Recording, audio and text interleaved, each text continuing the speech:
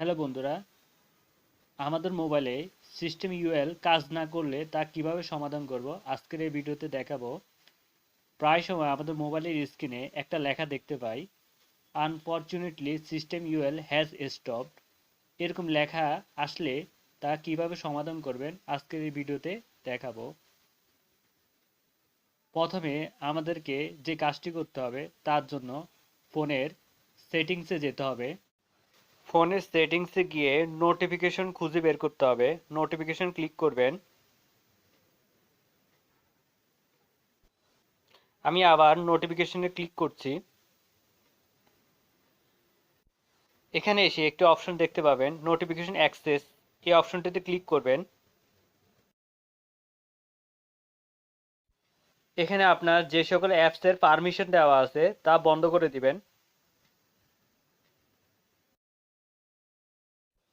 দ্বিতীয়ত যে কাজটি করতে হবে তার জন্য আবার ফোনের সেটিংসে চলে যেতে হবে। ফোনের সেটিংসে গিয়ে অ্যাবাউট ফোন খুঁজে বের করবেন। অ্যাবাউট ফোনে ক্লিক করবেন।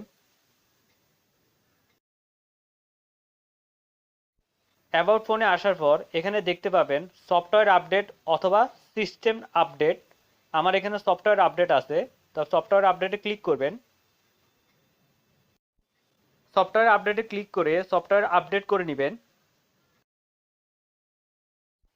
3 নম্বরে যে কাজটি দেখাবো তার জন্য আবার ফোনের সেটিংসে যেতে হবে।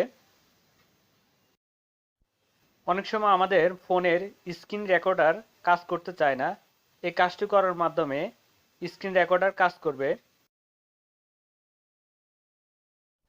সেটিংসে এসে অ্যাপসে ক্লিক করবেন।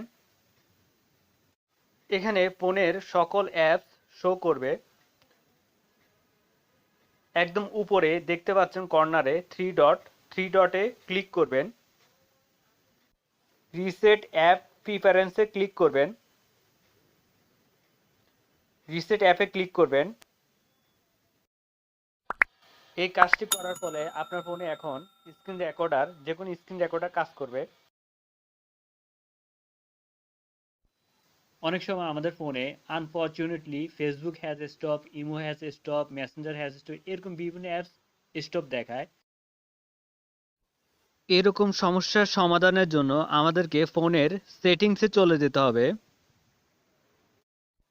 সেটিংসে গিয়ে অ্যাপসে ক্লিক করতে হবে। যে অ্যাপসে সমস্যা দেখায় সে অ্যাপসে চলে যেতে হবে। আমি ফেসবুক অ্যাপসটি করে দেখাচ্ছি। ফেসবুকে ক্লিক করব। স্টোরেজে ক্লিক করব। তারপর ক্লিয়ার ডাটাতে ক্লিক করে ফেসবুকের ডাটা ক্লিয়ার করে নিব। ফেসবুকের ডাটা ক্লিয়ার করলে ফেসবুক অ্যাকাউন্টটি আবার নতুন করে লগ ইন করতে হবে। যে অ্যাপসে এই সমস্যা করবে সে অ্যাপসের ডাটা ক্লিয়ার করার মাধ্যমে সে অ্যাপসের সমস্যার সমাধান করতে পারবেন খুব সহজে। বন্ধুরা, এই ছিল আজকের ভিডিও। পরবর্তী ভিডিও পেতে চ্যানেলটি সাবস্ক্রাইব করে পাশে থাকুন।